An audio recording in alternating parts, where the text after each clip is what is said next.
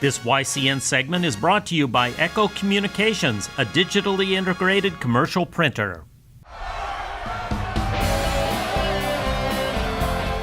Welcome back, YCN Sports Talk. Jeremy Stout, Andrew Zerhide. We continue with MLB and we move over to the All-Star game and the All-Star rosters. Red Sox being well represented there. They have two starters, obviously we mentioned, with J.D. Martinez at DH, Mookie Betts in the outfield. One reserve, that was Mitch Moreland, well deserved. He should be starting. We'll get to that just in a short bit. And then the two pitchers, obviously Chris Sale and Craig Kimbrell. And then the final vote candidate, Andrew Benintendi. So overall, good representation. What are your initial thoughts on those who made the team or maybe didn't?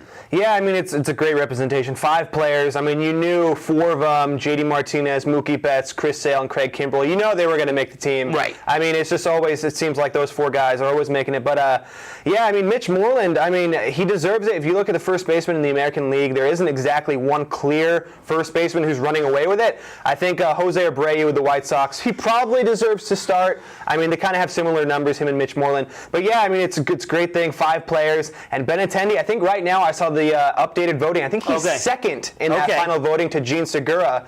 So, you know, get some more votes out there. Benintendi, they could have 6 players coming. I mean, the first 3 batters of the Red Sox, Mookie Betts, Andrew Benintendi, and J.D. Martinez could be representing them. That's huge. And that just shows you how good their offense is because when the top 3 guys are getting on base, like Benintendi and Betts, and then the power numbers, as you mentioned last segment with Martinez. I mean, this team, I thought Moreland, I didn't think he would start just because he's not going to get as many votes because Jose Abreu is more popular. And he's been really a great first baseman for so long. His numbers have just been down a little bit, so I thought Moreland deserved to make it, and he did. So not really a lot to complain about. I mean, I know a lot of times people say, well, this guy could have made it, this guy couldn't have made it, but it's so tough when you're sitting there and you're talking about, does Blake Snell make the All-Star team? But who do you take off There's the always team? going to be snubs. Right. I mean, someone's always going to be unhappy. And at the end of the day, you're going to get guys who aren't going to pitch in the game because they just pitched, or you're going to get a guy who doesn't want to play, gets banged up, so he sits out, so, you know, they might take somebody off. But overall, and the Red Sox have had success with this player vote, this candidate, you know, the final candidate, Benintendi, with a chance to maybe sneak into first. They've had some success with that. So, all in all, a good All-Star team, I think, and obviously we'll see how that transpires. So now we go back to the Red Sox. We got an injury to worry about or to talk about. Do we worry about it?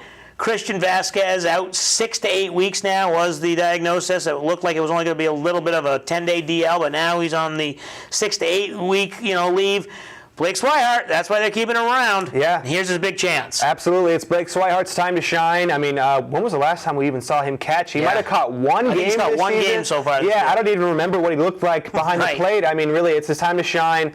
I mean, you know, he's around for a reason. This is exactly why they kept him around.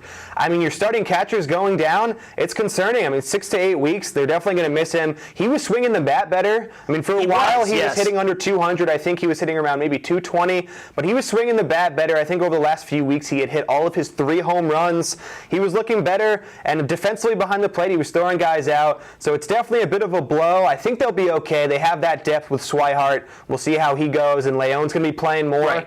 But, I mean, 6 to 8 weeks, your starting catcher, it's not good. But it is, you don't want this to happen, but you're kind of glad that, okay, the backup plan finally, came to fruition, so to speak, and the depth worked.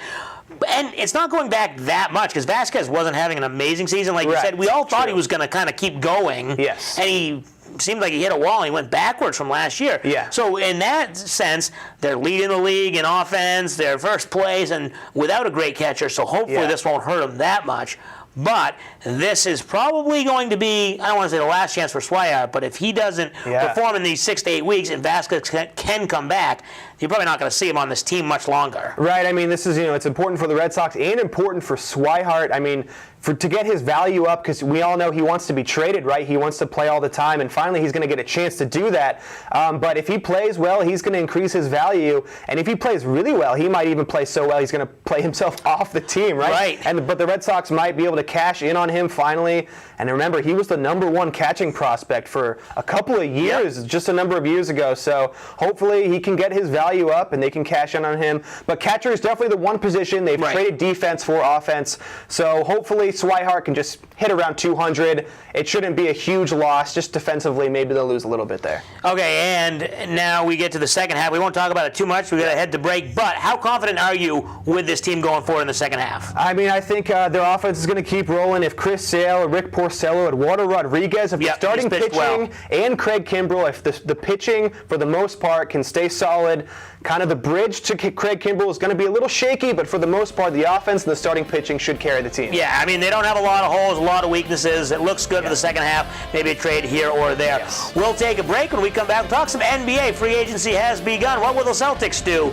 You're watching YCN Sports Talk.